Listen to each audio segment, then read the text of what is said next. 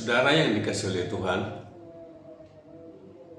saya bikin video ini sebenarnya bukan mau mengajari, menggurui, bukan. Tapi dikala saya baca firman Tuhan, ya saya merenungkan. Dan ya saya simpan di dalam video ini. Ya suatu saat bisa saya buka lagi untuk mengingatkan kembali. Ya maaflah sudah lansia kan gitu. Sehingga ya kalau saya bagi renungan saya pagi ini kepada saudara, ya saudara bisa juga ikut berpikir bersama, kira-kira begitu ya. Saya pikirkan saudara juga ikut berpikir ya, karena ini firman Tuhan, kebenaran ini akan memerdekakan kita jika kita memikirkan semakin dalam, sehingga apa kehendak Tuhan di dalam firman yang dikatakan ini. Nah, ini ada ayat firman Tuhan yang dikatakan oleh Yesus seperti ini, saudara. Bukan setiap orang yang berseru-seru kepadaku, Tuhan, Tuhan akan masuk ke dalam kerajaan sorga, melainkan dia yang melakukan kehendak Bapakku yang di sorga. Saya ulang ya, melakukan kehendak Bapakku yang di sorga. Jadi patokannya di sini kehendak Bapa, ya. Dan ini yang agak mengerikan sedikit. Pada hari terakhir banyak orang akan berseru-seru kepadaku, Tuhan, Tuhan, bukankah kami bernubuat demi namamu dan mengusir setan demi namamu dan mengadakan banyak mujizat demi namamu juga? Mereka tidak berbohong ya, karena nggak mungkin dia berkata kepada Tuhan Yesus, ya, dia tahu bahwa Yesus itu adalah Tuhan, karena mereka memanggil Tuhan, tahu. Nah, ini yang mengerikan. Pada waktu itulah aku akan berterus terang kepada mereka dan berkata, aku tidak pernah mengenal kamu. Enyahlah daripadaku, kamu sekalian pembuat kejahatan. Lah, pembuat kejahatan ini yang membuat saya berpikir 1000 kali. 1000 kali maksud saya dia fokus perhatiannya ke sana. Kenapa? Ada dua hal yang muncul dalam pemikiran kita di sini.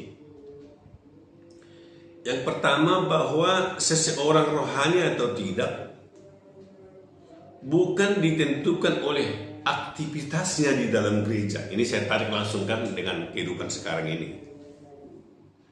Tetapi motivasi terdalam kehidupan orang tersebut. Saya ulang ya. Hidup seseorang rohani atau tidak bukan ditentukan oleh aktivitasnya di gereja, tapi motivasi yang paling terdalam dalam hidupnya. Nah, motivasi yang terdalam ini muncul dari mana? Ini muncul dari mengerti kehendak Tuhan.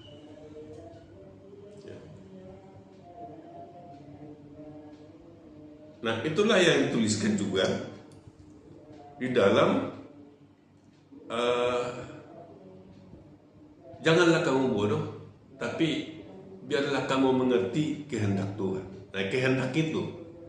Jadi, kenapa orang yang sudah melakukan mujizat, mengusir setan, menyembuhkan, apakah itu tidak perbuatan baik? Sudah pasti. Tapi apakah itu yang dikehendaki Tuhan? Mereka dikehendaki Tuhan. Apakah itu pekerjaan yang dikehendaki Tuhan? Lah, kalau ini Yesus berkata tidak.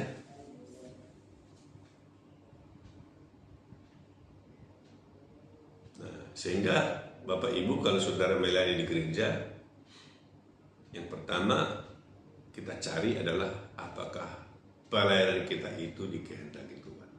Motif kita itu apakah sudah benar di hadapan Tuhan. Ya. Jadi seseorang dikategorikan rohani atau tidak sangat ditentukan motivasi dari kehidupannya. Nah, kalau ayat di atas tadi Yesus berkata bahwa pohon dikenal dari buahnya. Nanti boleh baca ya. Artinya buah itu berkenan kepada Tuhan itu tergantung dari motifnya. Nah, lalu yang kedua, kita cenderung berpikir bahwa memisahkan ibadah kepada Tuhan dengan praktek kehidupan kita sehari-hari. Jadi kalau kita ke gereja bernyanyi, memuji Tuhan, ya, mendengarkan firman Tuhan, nah itu beribadah, betul. Makanya disebut kita ibadah raya, beribadah bersama. Karena di dalam gereja juga perlu ada persekutuan dengan sesama dan persekutuan bersama dengan Tuhan. Makanya disebut ibadah raya. Nah, ibadah itu kalau menurut Roma pasal 12, ya, persembahkanlah tubuhmu sebagai persembahan yang hidup dan yang berkenan kepada Allah.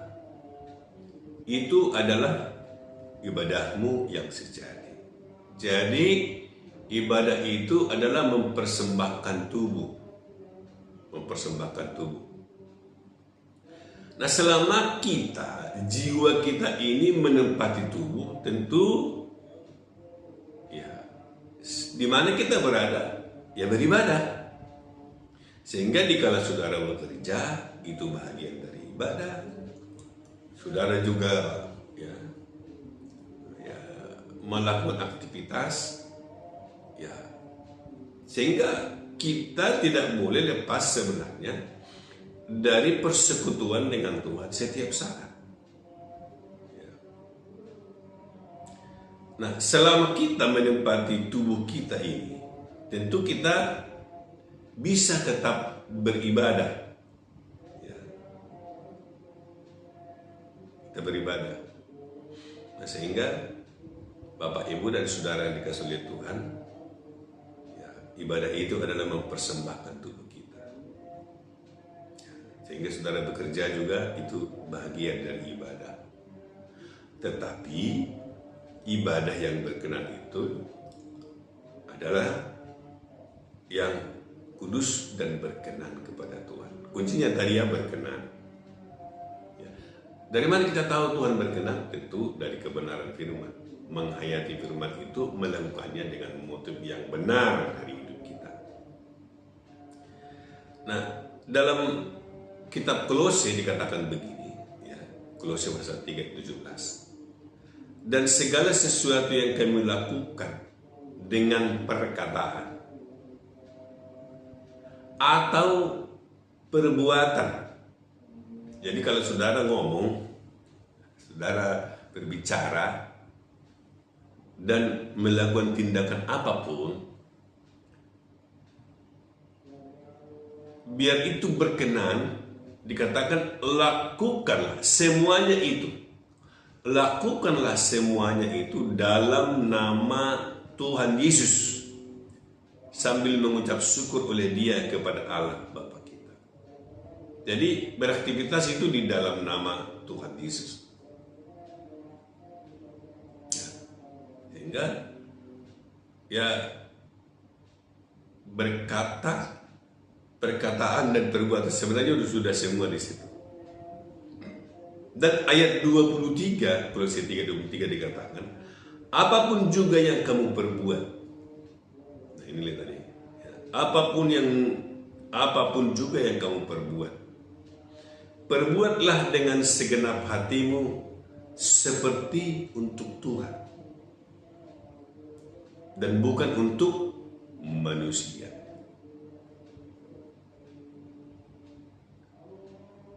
Kenapa disebut seperti untuk Tuhan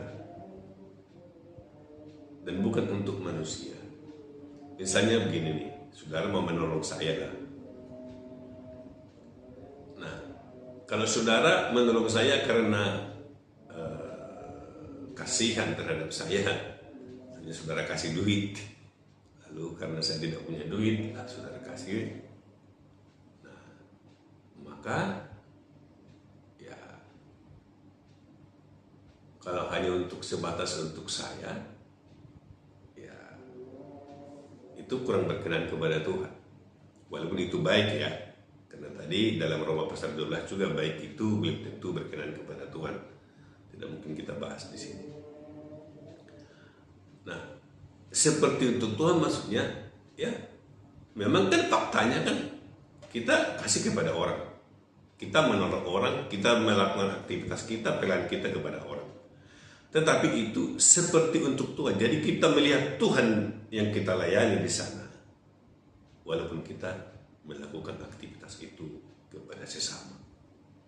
Itu maksudnya. Nah, itulah menandakan batas rohani atau tidak rohani. Karena tadi kan motifnya. Jadi kalau dari hatimu, ini saya lakukan ini untuk Dia, tapi saya berbuat ini untuk Tuhan, maka karena Tuhan saya melakukannya, dalam nama Yesus saya lakukan, maka itu disebut rohani. Sehingga rohani atau tidak rohani, atau saya katakanlah rohani atau duniawi, ditentukan oleh motif kita dari hati yang paling dalam. Sehingga kalau saudara pun misalnya menyekolahkan anak, mendidik anak, lakukanlah semua itu dalam nama Tuhan Yesus. Seluruh aktivitas kita itu menjadi bagian dari ibadah kita. Terima kasih, Tuhan Yesus.